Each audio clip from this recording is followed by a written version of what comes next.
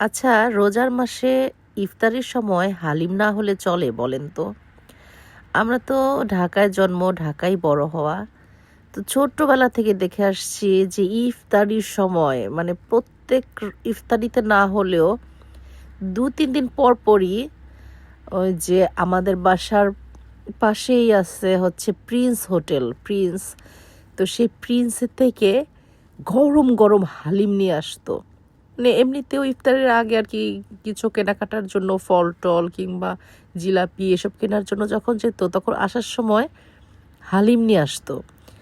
তো আমরা এটা দেখেই কিন্তু ছোটবেলা থেকে বড় হয়েছি। তো এই যখন জাপানে আসলাম তখনও এই ইফতারি হলে আমার ইফতারির সময় হালিম খেতে ইচ্ছা করে। কেমন জানি একটা মানে ছোটবেলার সেই মানে মিস করি, সেটা ফিল হয়। তো এই যে হালিম রান্না করে নিলাম ইনস্ট্যান্ট প্যাকেটে, যেটা রাঁধুনি ইনস্ট্যান্ট প্যাকেটে যেটা কিনতে পাওয়া যায়, সেটা দিয়ে আমি দেখে দেখে হালিম রান্না করে ফেললাম। যদিও সেই রকম মজা হয় না স্বাভাবিক, কিন্তু তারপরও দুধের স্বাদ ঘুলে মেটানো এই আর কি। ভালোই হয়েছিল। আপনারাও করে ফেলতে পারেন বাসায় এরকম।